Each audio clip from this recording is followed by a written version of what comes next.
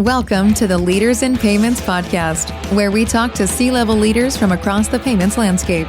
We'll be discussing the products and services that impact the payment space today, as well as trends and predictions for the future of payments. We will also hear stories from our guests about their journeys to the top. Hi, everyone. I'm your host, Greg Myers, and today's special guest is John Mitchell, the CEO and co-founder of Episode 6. Episode 6 helps banks and brands leave legacy payments technology behind, leapfrog their competition, and build payments products their customers will love. John and I talk about what makes Episode 6 unique in the marketplace and where he sees the payments industry headed in the future. We also talk about his personal and professional passions. We've got a great episode ahead, so let's get started.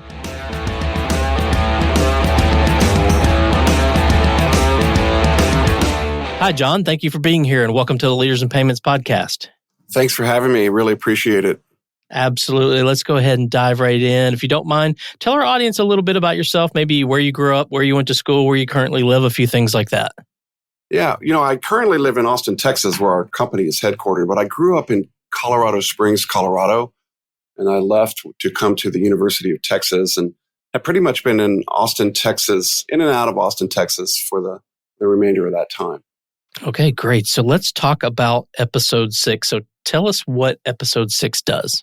Episode 6 offers payments technology that our clients use to build products and services to meet the discrete demands of their customers, whether they're consumers or commercial. We offer it up via API, and it's accessible via 15 AWS regions across the planet. Okay, and who are your customers? We're selling into financial institutions, both banks and non-bank financial institutions. We've got customers that are also e-commerce tech companies, whether they're large tech or fintech, and then some healthcare now as well. Okay, and obviously when we talk about banks, there are small ones, medium-sized ones, and large ones. Are there any targets in there or pretty much any financial institution? That's interesting because we're now doing business with 2 of the top 10 banks on the planet, but we also work with small banks, sub $1 billion banks in the US, for example. And so, across all of these FIs, the problem statements are the same. They've got dated technology that needs to be replaced.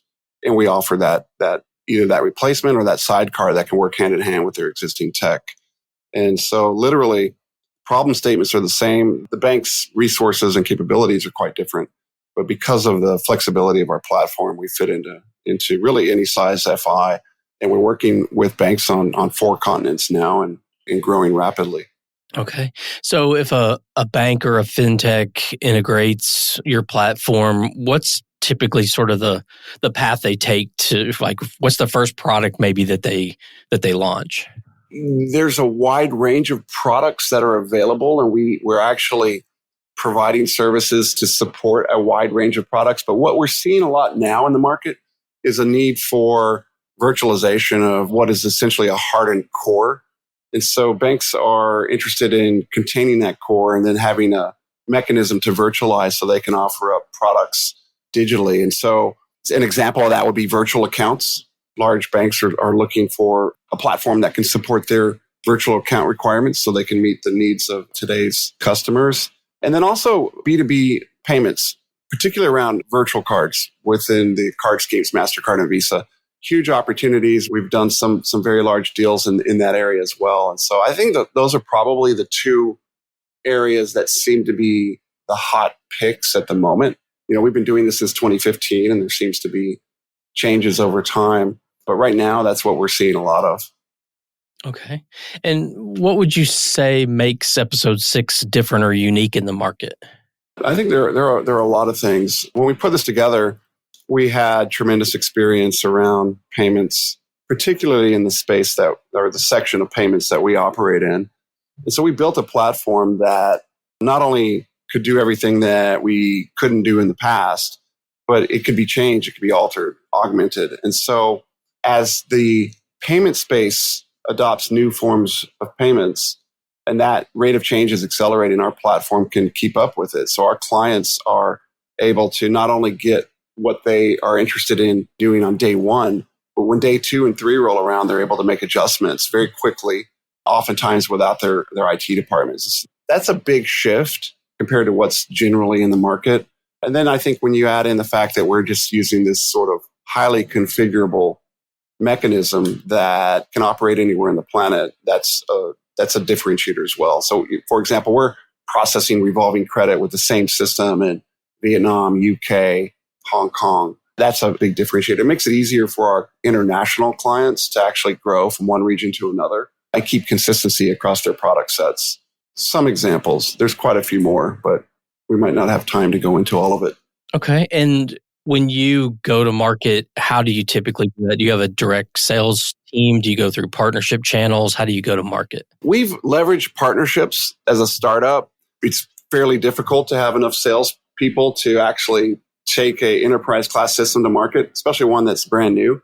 So we forged really strong partnerships with cloud providers, with card schemes, with consultancies, system integrators, and they've taken us into many, many accounts. We do have a direct sales team, and we've strategically placed this team sort of at the intersection of financial hubs and tech hubs. So we've got big teams in Singapore, Tokyo, London, and then we've got outposts in Australia, in Chennai, in India. Yeah, so we do go direct, but usually it's via relationships and partnerships that ultimately sort of drive the business. Okay. So when you're doing these international type of deals, are the banks typically offering something that's like only in country, or is this more for like their clients who are doing international things? So it's a lot of cross-border stuff. There's a range. Mostly our clients are engaged in domestic product and domestic use cases. And that can, if we're talking about issuer processing, we're talking about debit, credit, and prepaid, and that's almost all direct, domestic. However, there are multiple use cases on our platform that are, related to cross-border, related to FX, currency exchange, that type of arena. Our system is predicated on a concept of not being tied to fiat currency or to a particular currency, a specific currency. And so it leaves a lot of flexibility for use cases that cross over time zones, currencies, regulatory, et cetera. Okay. And you mentioned B2B. You want to expound on that a little just to make sure we cover that?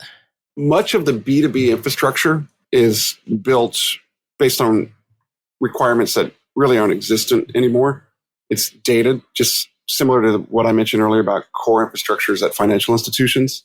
And the volumes are increasing, the need for new tech to fulfill new use cases, but also to manage things such as uptime and reliability and resilience is very important. And so because our system is bank grade, it's proven to be resilient, meets the needs, as I said, of some of the world's largest financial institutions. There's been a lot of interest and more opportunities for us around B2B. It's just a huge space. Historically, it was less sexy than retail. And so probably got less attention from less hype, maybe. But it's out there. It's massive. And we have carved a niche out for episode 6. Okay.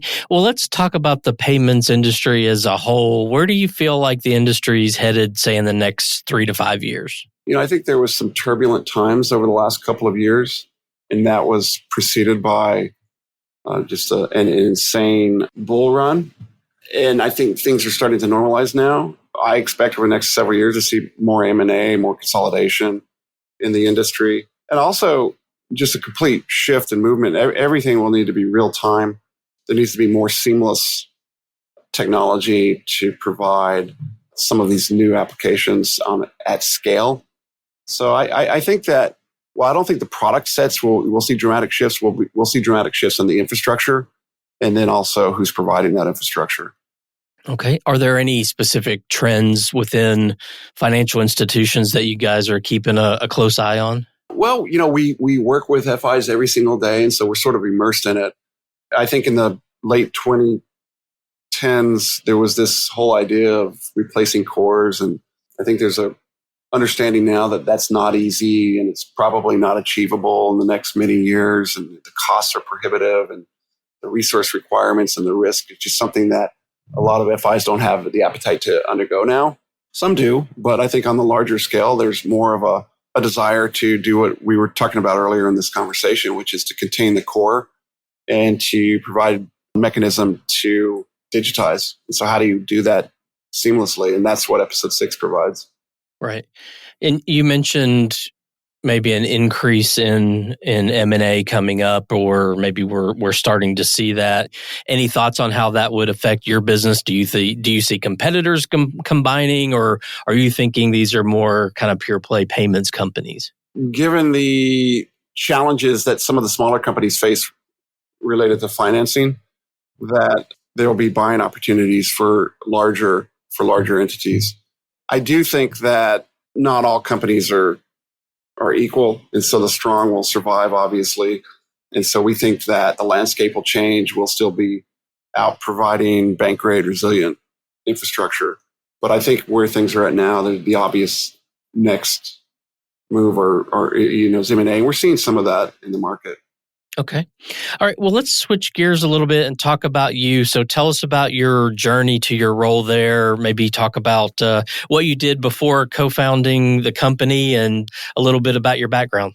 I started working in Colorado very early in life. I think in 6th grade, I had a paper route. And so work ethic is something that has been instilled in me for, since early on. And then I moved from that into sales. And so I've had a sales background since I was really in junior high school. And then I think there was just sort of a desire to build something from nothing. And, I started out building airplane and naval vessel models when I was a kid. And, I'd sit down and I wouldn't stop until it was complete. And so I think all of that sort of is in my blood. And that's led to sort of my history in payments. In 1999, I got involved with some colleagues around a payments company that was struggling.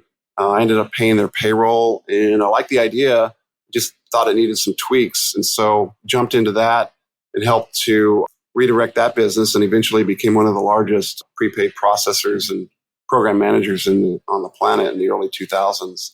But after leaving that, went to different parts of the globe to put different payment programs in place, but to try to use more technology. The market was changing, although the API ideas and the ideas around cloud hadn't started just yet. We did use technology in ways that the market hadn't seen. And then 2015, sort of after having worked with my two co-founders for Fute for 15 years and Charmaine for 4 or 5, we decided technology's changed, the world has changed.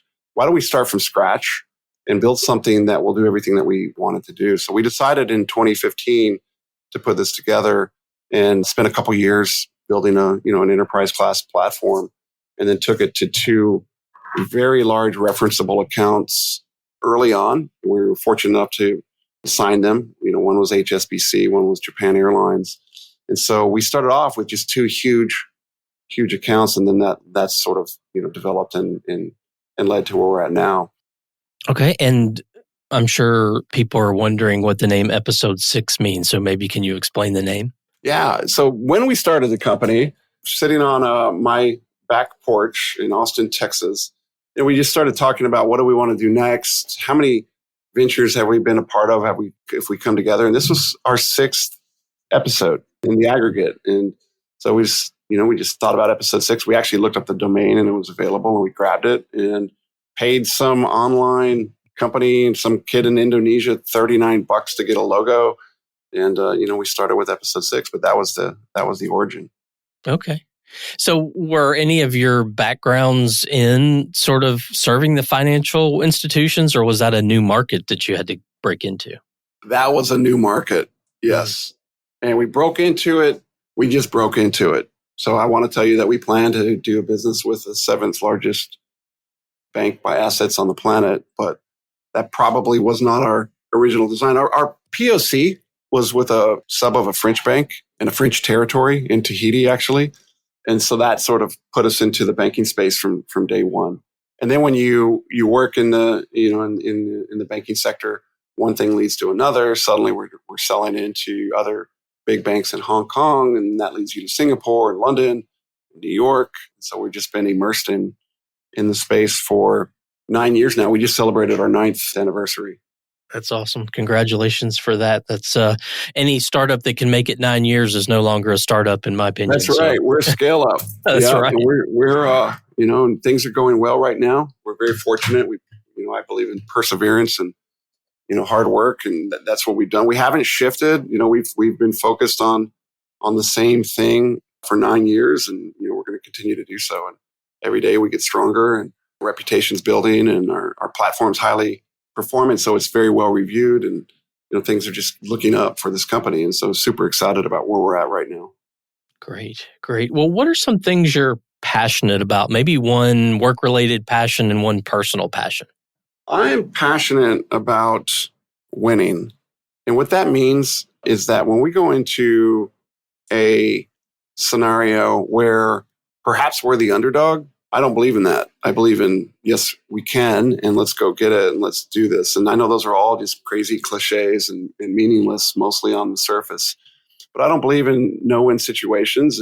And so when we are confronted with a new opportunity, we sit down as a team and we figure out how do we win? What is it going to take, and what are we going to do to come out on top? And that's what we've done consistently with deals that probably, we certainly were coming in from not the pole position, but we end up coming out on top. And so I think that's sort of our mentality here. I'm very passionate about that. I'm passionate about what we do. I'm passionate about our goal of making sure that our clients are referenceable and that they love their products. They love the service they get from Episode 6. And that's sort of, what we focus on.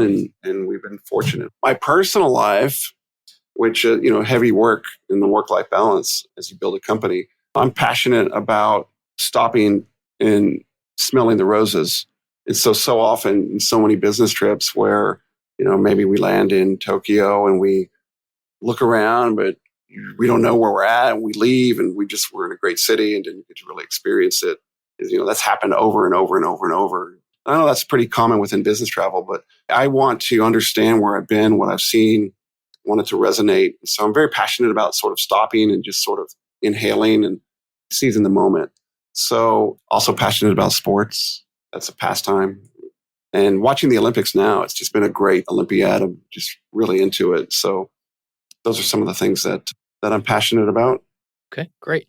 So if someone is, say they're at UT and they're graduating and they're interested in a career, and they look at the payments and fintech space and they say, hey, I want to build my career in payments and fintech, and they come to you and say, John, what advice would you give me to be successful? What would you tell them? The first thing is I would want to understand why they want to build their career in fintech and payments. Is this something that they're really interested in? Because if you're not really interested in something, it's hard to be passionate. It's hard to really dive in and give it your all. But what I would tell them on top of that is that do what you believe in, what you want to do. There will always be people telling you that you can't do something. Don't listen to it. Take advice, though. It's free.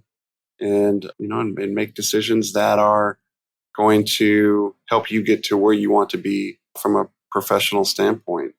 So if we listen to all of the no's, I would not be in payments right now. I remember the first time I held up a prepaid card in 2000, some of my friends telling what I was doing, they were laughing. What is that? Go in the direction that you want to go in, but persevere, work hard, and just go for it. Especially straight out of college, you've got plenty of time to shape your career and get to where you want to be. Yeah. You've used that word persevere several times. I think that's a great thing for people to remember, and some great advice. Well, John, we've covered a lot of ground so far, obviously about the company, what you guys do, the market you serve, obviously a little about you. Is there anything else you'd like to add before we wrap up the show? No, I think this has been great. I really appreciate the time and the opportunity to speak with you. Great. Well, John, thank you so much for being on the show. I know your time is very valuable, so I really appreciate you being here today. Thank you very much. Appreciate it. And to all you listeners out there, I thank you for your time as well. And until the next story. Thank you for joining us this week on the Leaders in Payments podcast. Make sure you visit our website at leadersinpayments.com, where you can subscribe to the show and where you'll find our show notes. If you enjoyed listening, please share on your social channels as well.